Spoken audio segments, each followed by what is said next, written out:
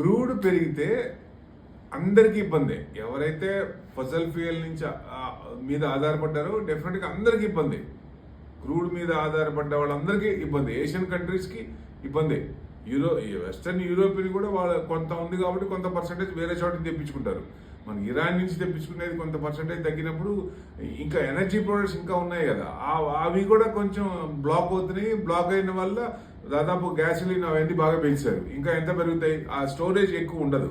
So వారం రోజులే ఉంటుంది మనకి. సో ఇంకా పెరిగే కొద్దీ అవి రేట్లు ఇంకా పెరిగే ఇది ఉంది.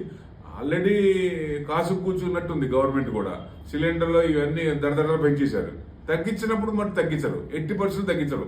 పెరిగేటప్పుడు మరి ఇప్పుడు ఫ్లైట్ ఛార్జెస్ కూడా పెంచారు. డొమెస్టిక్ 400 రూపీస్, ఇంటర్నేషనల్ డిస్టెన్స్ బట్టి $10 నుంచి $100 వరకు ఉంది. అంటే తీసుకునేటప్పుడేమో బాగా తీసుకుంటారు, తగ్గినప్పుడు క్రూడ్ తగ్గినప్పుడు తగ్గించరు. ఇదేంటి అసలు? ఆ కంట్రోల్ ఏంటి అసలు? అది తగ్గించినప్పుడు తగ్గించాలి కదా. పెరిగినప్పుడేమో దోసుకోవడం, తగ్గించినప్పుడేమో మళ్ళీ అదే కంటిన్యూ చేయటమా? అంటే జనాలు అలవాటు పడిపోయి ఉంటారనే. అంటే దోపిడీ దొంగల కంటే మన గవర్నమెంట్ ఏం తక్కువ కనపడట్లే. ఎక్కడ దోపిడీ రాజ్యంలాగే ఉంది. అరే ట్యాక్సులు ఎక్కువ అని అనుకుంటుంటే ఇంకా ట్యాక్సులు పెడితే ఎట్లా? మరి సీతారామన్ గారు ఈ రకంగా ట్యాక్సులు వేస్తే ఇంకా ఎన్ని ట్యాక్సులు వేస్తారు? వేసే కొద్ది ఇంకా జనాలందరూ ఇంకా ఊరికే ఉంటున్నారు కదా. ఇండియాలో ట్యాక్సులు ఎక్కువ అందరూ అనుకుంటుంటే ఇంకా ట్యాక్సులు వేస్తే ఎట్లా అండి? ఈ రకంగా ట్యాక్స్ సామాన్యుని ఇబ్బంది పెడితే ఎట్లా? ట్యాక్స్లు అనేది విపరీతంగా ఉన్నాయి ఇండియాలో. 30% స్లాబ్ చూస్తే 42-43% అవుతుంది.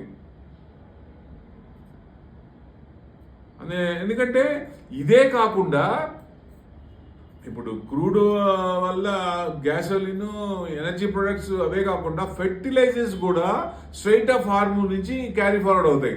అవి కూడా బ్లాక్ అవుతున్నాయి. అవి కూడా బ్లాక్ అయి ఉన్నాయి. అక్కడ దాదాపుగా 1800 నుంచి 2000 షిప్లో అవన్నీ కూడా అన్ని కలిపి అక్కడ బ్లాక్ అయిపోయి ఉన్నాయి. సో అది రియల్గా హెడేక్ అవుతుంది.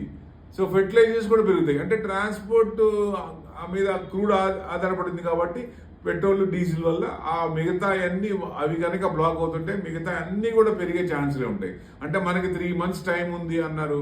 మరి గ్యాసోలిన్కి ఏమో ఎక్కువ స్టోర్ లేదన్నారు. మరి అవేమో పెరిగినాయి. మరి ఇవి కూడా కొంచెం టైం ఉంటుందా? ఈ లోపలే సెటిల్ అవ్వాలి, ఇష్యూ సెటిల్ అవ్వాలి. ఆయనకి ఎప్పుడు సెటిల్ అవుతుంది, ఎట్లా సెటిల్ అవుతుంది? ఎంత తొందరగా సెటిల్ అయితే అంత బెస్ట్.